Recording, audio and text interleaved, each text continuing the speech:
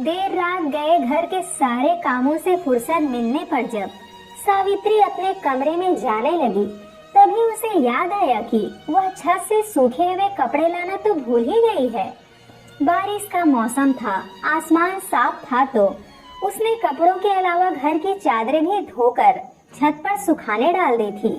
थकान की वजह से एक बार तो मन हुआ कि सुबह ले आऊंगी, लेकिन फिर ध्यान आया कि अगर रात में कहीं बारिश हो गई तो सारी मेहनत बेकार चली जाएगी। फिर सावित्री छत पर चली गई। वह कपड़े उठा ही रही थी कि छत के कोने से उसे किसी के बात करने की धीमी धीमी आवाज सुनाई दी। सावित्री आवाज की दिशा में बढ़ी। दाईं ओर के कमरे के सामने वाली छत पर मुंडेर से सटकर खड़ा हुआ कोई फोन पर धीमी आवाज में बातें कर रहा था। बीच बीच में हंसने की भी आवाज आ रही थी। बातें करने वाले की सावित्री की ओर पीठ थी, इसलिए उसे सावित्री के आने का आभास नहीं हुआ, मगर सावित्री समझ गई कि यह कौन है। सावित्री 3-4 महीने से पूजा के रंग ढंग देख रही थी। वह हर समय मोबाइल से चिपकी या तो बात करती रहती या मैसेज भेजती रहती। कॉलेज से आकर वह कमरे में घुसकर बातें करती रहती और रात का खाना खाने के बाद जैसे ही मोबाइल की रिंग बजती वह छत पर भाग जाती और फिर घंटे भर बाद वापस आती। सावित्री के पूछने पर बहाना बना देती कि सहेली का फोन था या पढ़ाई के बारे में बातें कर रही थी, लेकिन सावित्री इतनी नादान नहीं है कि वह सच न समझ पाए। वह अच्छी तरह जानती थी कि पूजा फोन पर लड़कों से बातें करती है, वह भी एक लड़के से नहीं कई लड़कों से। पूजा इतनी रात गए यहाँ अंधेरे में क्या कर रही हो? चलो नीचे चलो। सावित्री की कठोर आवाज सुनकर पूजा ने चौंक कर पीछे देखा। चल यार, मैं तुझे बाद में कॉल करती हूँ, बाय कहकर पूजा ने फोन काट दिया और बिना सावित्री की ओर देखे नीचे जाने लगी। तुम तो 1-1.5 घंटा पहले छत पर आई थी पूजा, तब से यही हो? किससे बातें कर रही थी इतनी देर तक? सावित्री ने डपट कर पूछा। पूजा बिखर कर बोली, अब आपको क्या अपने हर फोन कॉल की जानकारी देनी पड़ेगी चाची? आप क्यों हर समय मेरी पहरेदारी करती रहती हैं?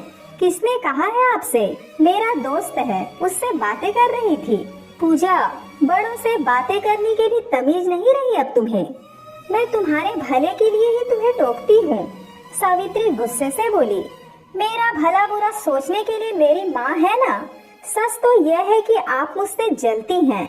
आपकी बेटी मेरी जितनी सुंदर नहीं है, उसका मेरे जैसा बड़ा सर्कल नहीं है, दोस्त नहीं है, इसलिए मेरे फोन कॉल से आपको जलन होती है। पूजा कठोर स्वर में बोलकर बुदबुदाती हुई नीचे चली गई। कपड़ों को हाथ में लिए हुए सावित्री स्तब्ध सी खड़ी रह गई। उसकी गोद में पली लड़की उसे ही उल्टा सीधा सुना गई। सावित्री की बेटी नेहा पूजा से कई गुना सुंदर है, लेकिन हर समय सादगी से रहती है और पढ़ाई में लगी रहती है। सावित्री बचपन से ही उसे समझाती आई है और नेहा ने बचपन से लेकर आज तक उसकी बताई बात का पालन किया है। वह अपने आसपास फालतू भीड़ इकट्ठा करने में विश्वास नहीं करती, तभी तो हर साल स्कूल और कॉलेज में टॉप करती आई है। लेकिन पूजा संस्कार और गुणों पर ध्यान न देकर हर समय दोस्तों व सहेलियों से घिरे रहना पसंद करती है। तारीफ पाने के लिए लेटेस्ट फैशन के कपड़े, मेकअप, बस यही उसका प्रिय है और इसी में वह अपनी सफलता समझती है। तभी तो नेहा से 2 साल बड़ी होने के बावजूद भी उसी की क्लास में है। नीचे जाकर सावित्री ने नेहा के कमरे में झांक कर देखा। नेहा पढ़ रही थी क्योंकि वह पीएससी की तैयारी कर रही थी। सावित्री ने अंदर जाकर उसके सिर पर प्यार से हाथ फेरा और अपने कमरे में आ गई। जिंदगी में हर बात का एक नियत समय होता है। समय निकल जाने के बाद सिवा पछतावे के कुछ हासिल नहीं होता। इसलिए जीवन में अपने लक्ष्य और प्राथमिकताएं तय कर लेना और उन्हीं के अनुसार प्रयत्न करना, यही समझाया था सावित्री ने नेहा को हमेशा। और उसे खुशी थी कि उसकी बेटी ने जीवन का ध्येय चुनने में समझदारी दिखाई है। पूरी उम्मीद है कि नेहा अपने लक्ष्य प्राप्ति में अवश्य सफल होगी। अगले दिन नेहा और पूजा के कॉलेज जाने के बाद सावित्री अपनी जेठानी से बोली कि पूजा आजकल रोज घंटों फोन पर अलग अलग लड़कों से बातें करती है, आप जरा उसे समझाइए। लेकिन बदले में जेठानी का जवाब सुनकर वह अवाक रह गई। जेठानी ने कहा, करने दो उसे जो करती है, यही तो दिन है उसके हंसने खेलने के, बाद में तो उसे हमारी तरह शादी की चक्की में ही पीसना है, बस बातें ही तो कर रही है ना। और वैसे भी सभी लड़के एक से एक अमीर खानदान से हैं। सावित्री को समझते देर नहीं लगी कि जेठानी की मनसा क्या है। वैसे भी उन्होंने पूजा को ऐसे ढांचे में ही ढाला है कि अमीर खानदान में शादी करके ऐसे रहना ही उसका एकमात्र ध्येय है। अमीर परिवार के इतने लड़कों में से वह एक मुर्गा तो फांस ही लेगी। सावित्री को जेठानी की बात अच्छी नहीं लगी, लेकिन उसने समझ लिया कि उनसे और पूजा से कुछ भी कहना सुनना बेकार है। वह नेहा को उन दोनों से भरसक दूर रखने का प्रयत्न करती। वह नहीं चाहती थी कि नेहा का ध्यान इन बातों पर जाए। कई महीनों तक सावित्री नेहा की पढ़ाई को लेकर व्यस्त रही। उसने पूजा को टोकना छोड़ दिया और अपना सारा ध्यान नेहा पर केंद्रित कर लिया। आखिर बेटी के भविष्य का सवाल है। सावित्री अच्छी तरह समझती थी कि बेटी को अच्छे संस्कार देकर बड़ा करना और बुरी सोहबत से बचाकर रखना एक माँ का फर्ज होता है। एक दिन सावित्री ने पूजा के हाथ में बहुत महंगा मोबाइल देखा तो उसका माथा ठनका। पूजा और उसकी माँ की आपसी बातचीत से पता चला कि कुछ दिन पहले किसी हेमंत नाम के लड़के से पूजा की दोस्ती हुई है और उसी ने पूजा को यह महंगा मोबाइल उपहार में दिया है। जेठानी सावित्री की ओर कटाक्ष करके कहने लगी कि लड़का IAS है, खानदान भी बहुत ऊंचा और अमीर है। पूजा की तो लॉटरी खुल गई, अब तो यह सरकारी अफसर की पत्नी बनेगी। सावित्री को इस बात पर बड़ी चिंता हुई। कुछ ही दिनों की दोस्ती पर कोई किसी पर इतना पैसा खर्च कर सकता है, यह बात उसके गले नहीं उतर रही थी। उसने अपने पति अमित से बात की तो अमित ने कहा, मैं भी अनिल भैया को कह चुका हूँ, लेकिन तुम तो जानती हो वे भाभी और बेटी के सामने खामोश रहते हैं। तुम जबरन तनाव मत पालो, नेहा पर ध्यान दो। जब उन्हें अपनी बेटी के भविष्य की चिंता नहीं है तो हम क्या करें? समझाना हमारा काम था, हमने कर दिया। सावित्री को अमित की बात ठीक लगी। उसने तो पूजा को भी अपनी बेटी समान ही समझा। पर अब जब माँ बेटी दोनों अपने आगे किसी को कुछ समझती ही नहीं तो वह भी क्या करे? अगले कुछ महीने में तो पूजा अक्सर हेमंत के साथ घूमने जाने लगी।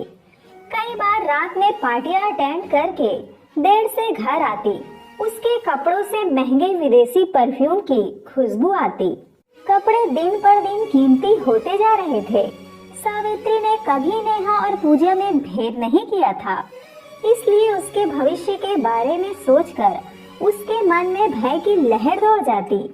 पर वह मन मसोस कर मर्यादा का अंश अंश टूटना देखती रहती। घर में दो विपरीत धाराएं बह रही थी। नेहा सारे समय अपने पढ़ाई में व्यस्त रहती और पूजा सारे समय हेमंत के साथ अपने सुनहरे भविष्य के सपनों में खोई रहती। उसके पैर जमीन पर नहीं टिकते थे। उसके सुंदर दिखने के उपायों में तेजी से बढ़ोतरी हो रही थी। वह नेहा और सावित्री को ऐसी हेय दृष्टि से देखती थी मानो हेमंत का सारा पैसा और पद उसी का हो। नेहा के BA फाइनल और PSC प्रीलिम्स के इम्तिहान हो गए, लेकिन आखिरी पेपर देकर आने के तुरंत बाद ही वह अन्य परीक्षा की तैयारियों में जुट गई। उसकी दृढ़ता और विश्वास देखकर सावित्री और अमित भी आश्वस्त थे कि वह PSC की परीक्षा में जरूर सफल हो जाएगी। और वह दिन भी आ गया जब सावित्री और अमित के चेहरे खिल गए, उनके संस्कार जीत गए। नेहा की मेहनत सफल हो गई। वह प्रीलिम्स परीक्षा पास कर गई और साथ ही BA में पूरे विश्वविद्यालय में अव्वल रही। लेकिन इस खुशी के मौके पर घर में एक तनावपूर्ण घटना घट गई। पूजा रात में हेमंत के साथ उसकी बर्थडे पार्टी में गई थी। घर में वह यही बात कहकर गई कि हेमंत ने बहुत से फ्रेंड्स को होटल में इनवाइट किया है। खाना पीना होगा और वह 11 बजे तक घर वापस आ जाएगी। लेकिन जब 12 बजे तक पूजा घर नहीं आई तो घर में चिंता होने लगी। वह मोबाइल भी रिसीव नहीं कर रही थी। रात के 2 बजे तक उसकी सारी सहेलियों के घर पर फोन किया जा चुका था, पर उसने किसी को भी हेमंत ने आमंत्रित नहीं किया था। जिस होटल का नाम पूजा ने बताया था, अमित वहां गया तो पता चला कि ऐसी कोई बर्थडे पार्टी वहां थी ही नहीं। गंभीर दुर्घटना की आशंका से सबका दिल धड़कने लगा। सावित्री जेठानी को तसल्ली दे रही थी, पर उनके चेहरे का रंग उड़ा हुआ था। वे सावित्री से नजरें नहीं मिला पा रही थी। सुबह 4 बजे जब वे लोग पुलिस में रिपोर्ट करने की सोच रहे थे कि तभी एक गाड़ी तेजी से आकर दरवाजे पर रुकी और तेजी से चली गई। कुछ ही पलों बाद पूजा अस्त व्यस्त और बुरी हालत में घर आई और फूट फूट कर रोने लगी। उसकी कहानी सुनकर अनिल और उसकी पत्नी के पैरों के नीचे से जमीन खिसक गई। सावित्री और अमित अफसोस से भर उठे। बर्थडे पार्टी का बहाना बनाकर हेमंत पूजा को एक दोस्त के फार्म हाउस में ले गया। वहां उसके कुछ अधिकारी आए हुए थे। उसने पूजा से उन्हें खुश करने को कहा। मना करने पर वह गुस्से में चिल्लाया कि महंगे उपहार मैंने तुम्हें मुफ्त में नहीं दिए, तुम्हें मेरी बात माननी ही पड़ेगी। उपहार लेते समय तो हाथ बढ़ाकर सब बटोर लिया और अब ढोंग कर रही हो। और फिर पता नहीं उसने पूजा को क्या पिला दिया कि उसके हाथ पांव बेदम हो गए और फिर उसकी आबरू लुट गई। कहाँ तो पूजा उसकी पत्नी बनने का सपना देख रही थी और हेमंत ने उसे क्या बना दिया। हेमंत ने धमकी दी थी कि किसी को बताया तो अंजाम बुरा होगा। सावित्री सोचने लगी, अगर मर्यादा का पहला अंश भंग करने से पहले ही पूजा सचेत हो जाती तो आज अपनी मर्यादा खोकर न आती। पूजा के कानों में सावित्री के शब्द गूंज रहे थे जो उन्होंने एक बार उससे कहे थे कि मर्यादा भंग करते जाने का साहस ही हम में सारी सीमाएं तोड़ डालने का दुस्साहस भर देता है। वाकई एक एक कदम बिना सोचे समझे अनजानी राह पर कदम बढ़ाती वह आज गड्ढे में गिर गई थी। दोस्तों, इसलिए कहा गया है, मर्यादा मानवता का वो सुंदर बहाना है जो मनुष्य के संस्कारों एवं चरित्र की प्रतीति देता है। दोस्ती हो, प्यार हो या कोई भी रिश्ता अगर मर्यादा में रहकर निभाया जाए तो रिश्तों में मिठास और सभ्यता बनी रहती है। अमर्यादित व्यवहार किसी रिश्ते में प्रेम की गहराई नहीं मगर असभ्यता का प्रतीक है। प्रेम तथा रिश्तों की गहराई तो सिर्फ सभ्य तथा मीठे व्यवहार में ही पाई जाती है। सो दोस्तों, ये थी हमारी आज की कहानी। इस कहानी के बारे में आपका क्या कहना है, हमें कमेंट करके अवश्य बताएं। और इसी तरह कहानी रोज सुनने के लिए वीडियो को लाइक कर दीजिए और चैनल को सब्सक्राइब करके उस घंटी को भी आल पर सेट कर दीजिए ताकि हर आने वाली नई वीडियो का नोटिफिकेशन सबसे पहले आपको मिल जाएगा। धन्यवाद दोस्तों।